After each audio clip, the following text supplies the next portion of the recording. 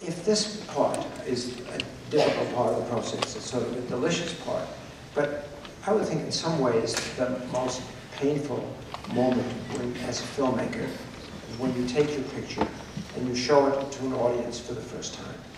And I know, Darren, I read somewhere that there was nervous laughter. Audiences were uneasy a bit at a couple of the scenes. And you were pleased by that nervous laughter in a way, because it made you obviously making the audience uncomfortable. Because this was part of your ambition. But that first, I'd love to hear from each of you about what that first screening is like for that public. You never had a bad screening, did you? Yeah. Well, our first screening was, we opened the Venice Film Festival this year, which was, amazing honor. And on one side was Natalie, who hadn't seen the movie, and on my other side was the 82-year-old president of Italy and his 84-year-old wife. And it was very, I just started to feel the sweat pool in my jacket. And I turned to it wasn't the Prime Minister of Italy, but the highly respected president of Italy, who when he walked in, there was like a 20-minute round of applause for him. He was like deeply, deeply respected guy. And I just bent over to him and his wife and I said, I'm really sorry about what's about to happen.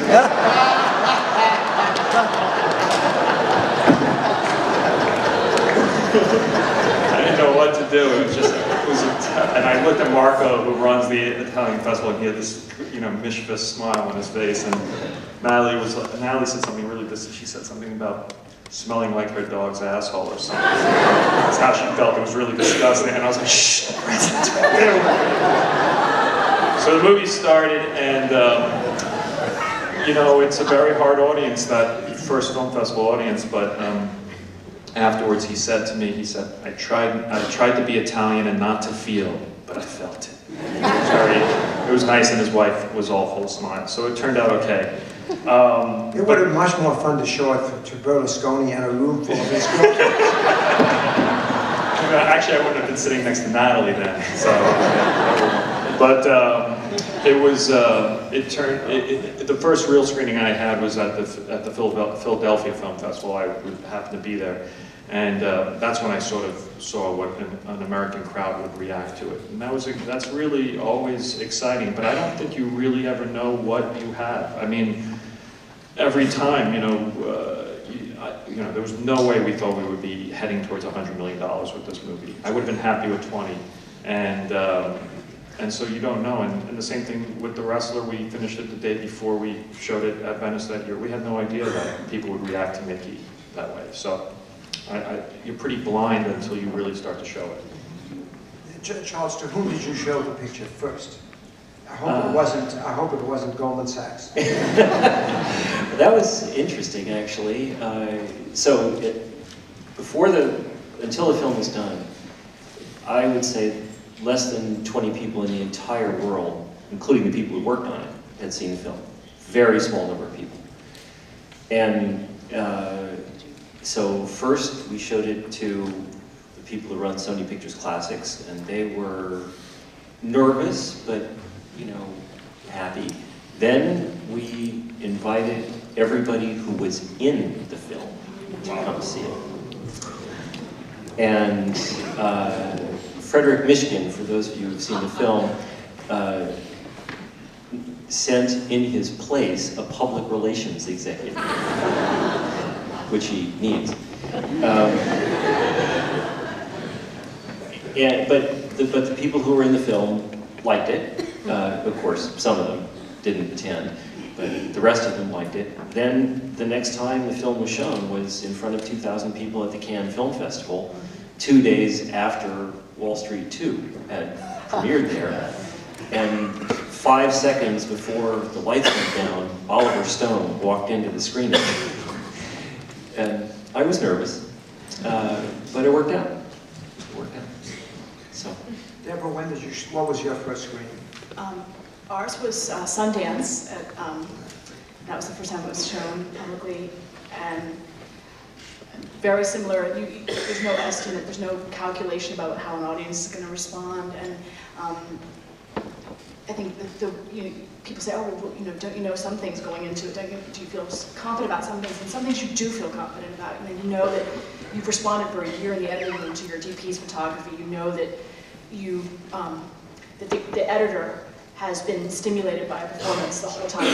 He or she's never gotten tired of it. So those things are excellent litmus tests to know that something about the film has a tenacity and a verve.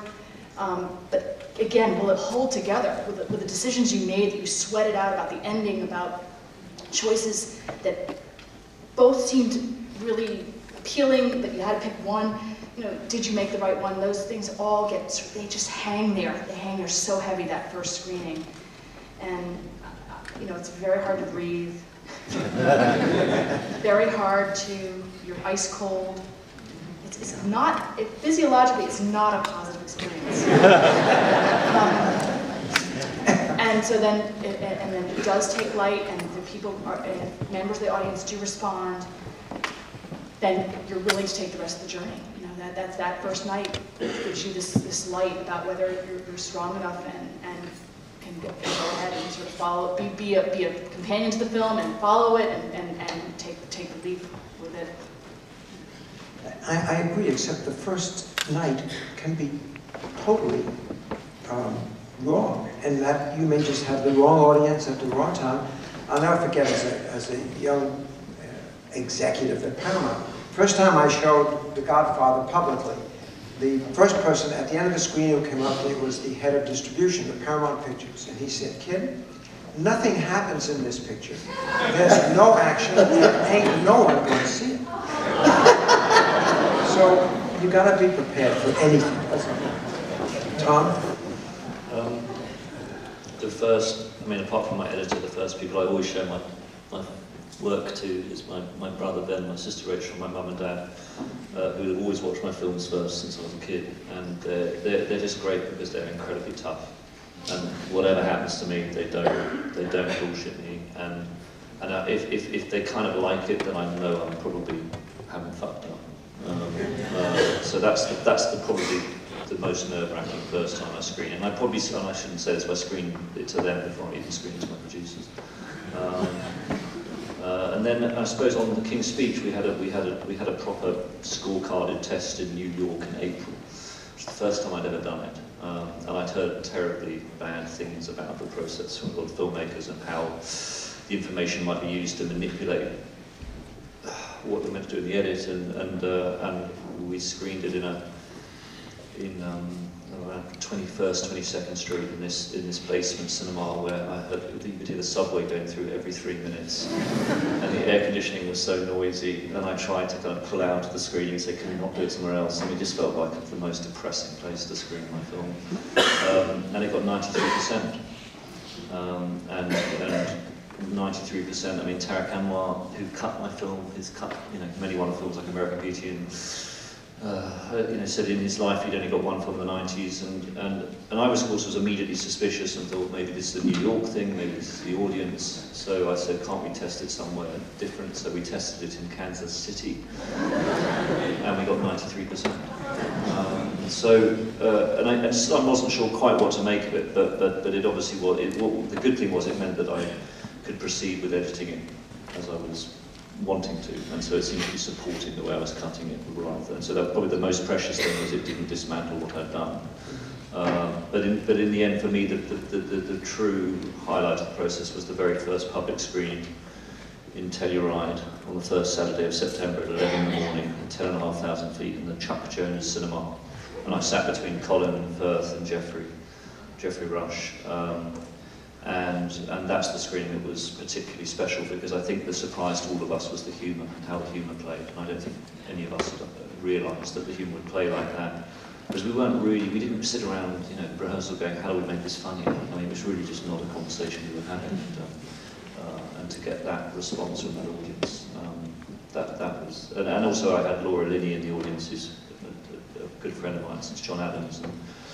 And she took me down the mountain, sat me down for coffee and said, "You do know what's going to happen to you now." And I said, Laura, Laura, what are you talking about? And she just looked at me. Now I know what she's talking about. David, I'd love to hear from you on that subject.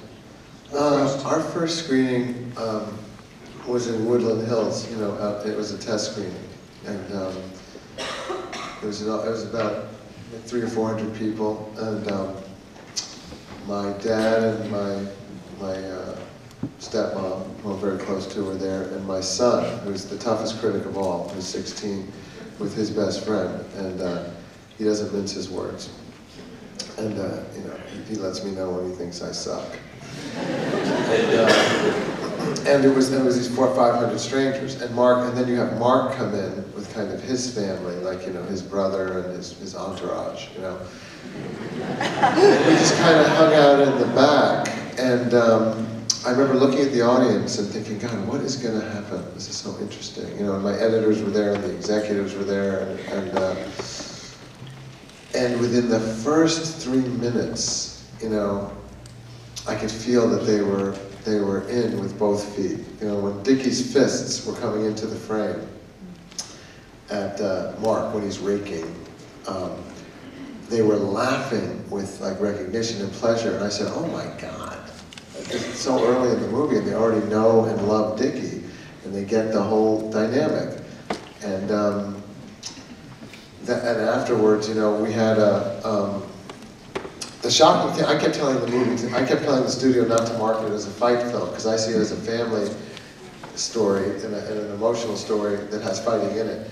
And it did, and the test results showed that. They were, you know, the women were at 96, you know, which I'd never been in the 90s period. And the men were at 90, so the women were higher than the men. That did not stop them from doing their male-oriented boxing campaign, you know. And my son, you know, it's the movie that he's been most proud of, and which meant the world to me and my dad and my stepmom, and you know, so that was a beautiful thing. So that was my first experience. We have a luxury at Pixar in that we regularly screen our films while we're making them over the course of the years. It's just part of our process. But it's very internal, and sometimes the screenings are complete disasters and we have to rip the films apart and start over.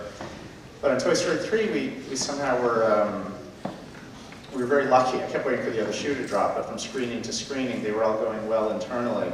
But there is always that day where it comes time to show it to the outside world. And Disney was feeling very good about the movie, and they decided that they wanted to reveal the film and show it in its entirety at Show West in Las Vegas, which is a big convention of theater owners.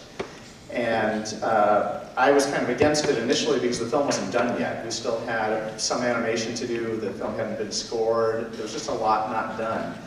And I hated the idea of the film being judged by that huge audience in that unfinished state. But they finally convinced me that they felt the film was strong enough and good enough that it would play great there. So we went and showed the film, and I spent the entire film with my hands like this, like blinders, literally, because I couldn't bear to see even the slightest bit of physicality of the people around me, because I read so much into it. I'm like, oh yeah, they hate it, they're not getting this, they're not laughing at this. And like Debra, like you said, it can be absolutely excruciating. It was just, I felt wrung out and terrible at the end, except for the fact that it was huge and it played great, really, when all was said and done.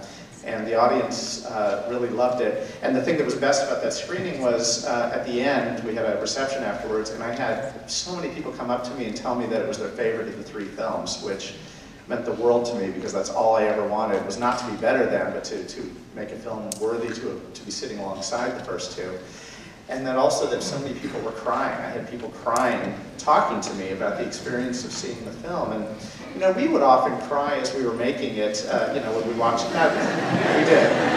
But just for watching the film as well. I mean, there were scenes that, you know, that they were emotional to us for lots of different reasons. Part of it was that we'd been on this journey with these characters into the studio for a long time, and they meant a lot to us. And for us, it was kind of a saying goodbye to them as well at the end of the film.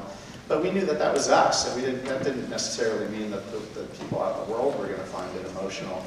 So, you know, there's been so much written about how emotional the film is, but we wanted the film to be emotional, but we never expected the kind of outpouring of love for how it made people feel that we got. And that first screening at Show West was the one that I really felt like we had something good on our hands, but of course I immediately flipped over to being paranoid that I was going to somehow screw it up as we came around third base and we're coming towards home, because we had so much left to do, so much really important stuff.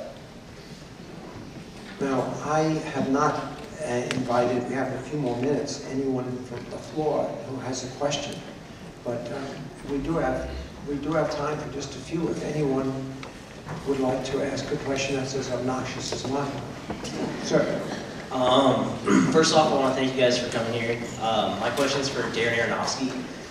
During Natalie Portman's Golden Globe acceptance speech, she mentioned, she thanked you for some takes. You give her the only direction of do this one for yourself. And I think that's awesome as a, hopefully a better director. But my question to you is, how would her performance change from previous directions that you've given her as opposed to that direction? It was very different. Sometimes it would be amazing. It would just free her up, and she would just try something else, and then it actually wouldn't be the last one, because then it would give us an idea, and we'd keep going and exploring it. But the idea was just about, when you have everything you have, just free up the actor completely to just try something. And sometimes it wouldn't work, but that's the great thing about, that's the fun of filmmaking is, and the really great stuff is between action and cut, is when you really get to just explore the text and see how far you can take it. So. I want to thank you all too for coming. This has been very instructive, and you've shared in a very personal way, and that's very much appreciated. I just wanted to say, this is for Charles. Peter said at the beginning that the other films had moved the needle in some way, and that yours, perhaps because it's a documentary, didn't. And I wanted to just tell you that for me, it moved the needle incredibly for me, because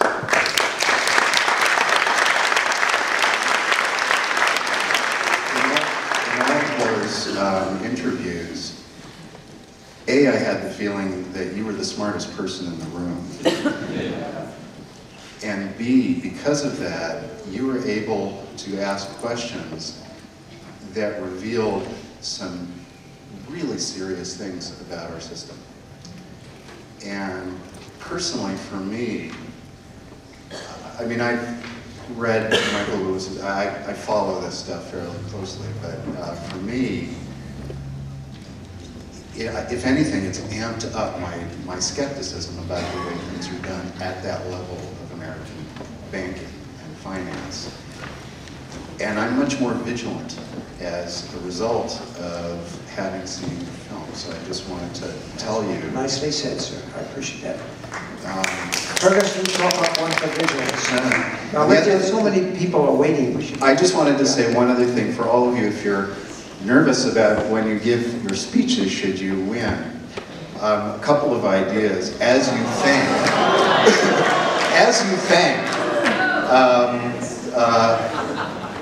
magic tricks, or throwing frisbees out into a hula hoop would be incredibly entertaining. So. That's fair enough. Thank you. Thanks. My question is for Debra. You've talked a lot about people back in Missouri, and when I saw your film on DVD, in one of the extra features, I always remember one young man, I think he had a factory job, but he worked with you on your film, and he said it was a life-changing experience. So I wondered if he and some other people there have actually been able to keep working in film somehow. Billy White, he has not been able to keep working in film, and the films aren't there. He really had to sort of uproot himself and go to, not even to St. Louis, which is mostly commercials. I mean, so it's a really hard question. The woman from North Arkansas who played Ree's good friend, had to come to LA to see if she could find work. So it's really, that part is extremely hard to put that piece of that puzzle together. Where are the films being made? I'm hoping more and more films get made in states that aren't being shot in, and that would allow actors like this person in a variety of far-flung states in this large country to try to participate in filmmaking. I just wonder if, you know, sometimes people around might get bit by the film bug and then nowhere to go. But I guess it's still a great experience. Sir? This question's for Darren. I've noticed in most of your films, mainly in Pie, The Wrestler, and Black Swan, there's a theme of the characters' talent, skill, and profession driving them over the edge. I was wondering if that's a theme that you like to focus on in your movies, and if it's any sort of reflection on modern day humanity or modern day society. You know, I've been asked the question a lot. I still don't have a good answer. I just, the themes of films, they come up and they actually aren't the ideas that were, that theme which seems to run through most of my films. It's not really conceived. We're usually focusing on other themes in the stories, and somehow that filters in, which probably means, you know, I could spend some good money on therapy if I wasn't bothering all you people with these movies. So I don't know. I just I don't go deep into understanding why. It's just something that I've always kind of been focused on and keep drawing back to. And I don't know where it's tapping from or coming from. I'm not sure I really want to know. So just sort of ignore it. See what happens. This came from something that David said. That you said. You didn't see it as a film about fighting, but the studio did, and they marketed it differently. So how did you let go of your projects that you worked so hard on, and even conflicts with casting at the beginning? If it is your baby, you've worked sweat, tears. So how do you resolve that? I don't know. You just have to let go. You know, I mean, I watch people like Gus Van Sant and other people, or Woody Allen, who just like they're like Bob Dylan. They don't look back. They do their thing and they walk away. And so you have to, you know, after banging my head against a wall for 4 films, I realized, you know, I can chime in, I can tell them what I think, and that's it, because it's their movie now. You know, so it's their thing now. They're going to figure out how to market it now. You know, and it's got to, you have some humility and acceptance, and you have to help that it finds its audience anyway. You know, through people saying, you know, this film has a lot of emotion. It's a really great story. But you got letting go will always help you. Thank you. Thanks. This is a question for everyone, but I would love for Darren to respond as well. I just really so popular today. I loved all of your films though too, and I was wondering when you were talking to your actors and also your crew members, if you are communicating your entire vision of like what you're seeing, or if you're working primarily with like that character for Natalie, or Colin Firth, or you know, your production designer, like if you're communicating the entire vision. Well, I think the filmmakers definitely have to understand the entire vision. You spend, you know, if you're lucky, you get 10, 12 weeks of pre-production, and in that time, it's not just, you're also exploring. You don't really fully know what it's all about. But you talk it out with your DP and your production designer and costume designer. You want everyone on the same page. I mean, all the way up till the end when it's your sound mixer and your composer. You want everyone to understand the themes and what you're going for. And actors is a trickier situation. It's definitely focused on their character, because ultimately that's all they really should be interested in. They're not filmmakers thinking about everyone working together to be something. They just have to look at their journey through the film. They'll get hints, they'll overhear things, but I try to avoid, you know, the subjectivity of other characters and their point of views to the other actors. Like I would tell Mila a lot of things that I didn't want Natalie to know, and all the actors, I always work with them individually and then try to approach them and stuff. I know David will give a good answer on this, because he's a great actor. Curious, whenever you talk about actors, I learn, so please. Oh.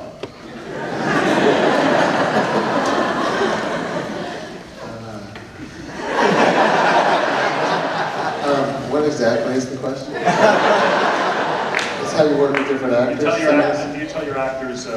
your entire vision, or if you're communicating just their character. He tells his actors, never lose your temper on the set. Being Christian will never have to be reminded of that ever again. You too made sure of that. We just want a little love rainbow cupcake time on set. It's true once that's happened to you. You know, yeah, I do tell them, you know. Sometimes you lean more one way with one character than with another because they're at odds with each other. So it's almost like you are, you know, playing both sides against the middle. You know, you're telling Alice and Dickie how awesome they are, and you really love them, and then you're telling Mark and Charlene and the sisters how much they hate them.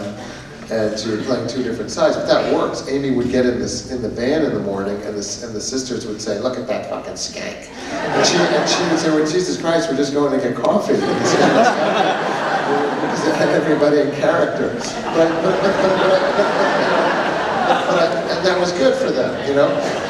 My goal is to have everybody as comfortable as they possibly can be on the set, and to not know when the camera's running or not running. So that, and then they do beautiful things, you know what I'm saying? Because the more you make it like, well, here's the wall where we started shooting, and here's the wall where we didn't, the more nervous they're going to be. I do communicate to everybody that vibe, that it should be like we're all in this together, and the vibe of this, the love of the family. They get my general feeling. I think every director here could probably say that. They're going to get your feeling and your voice, and every director here is going to give that different feeling to that. Your personality, it's you. It's you. You got to put you in it, and they got to feel you, and that makes them want to put them in it. You know what I'm saying? If you put your heart in it. Thank you. So I'm going to have to close, but can I close by quoting my crazy friend Quentin Tarantino, who once said to filmmakers, "Do your best work when you're young, because no one over the age of 60 should be allowed to direct." Now, I don't agree with this thesis, but to everyone on this stage, you've done great work, and thank you for participating.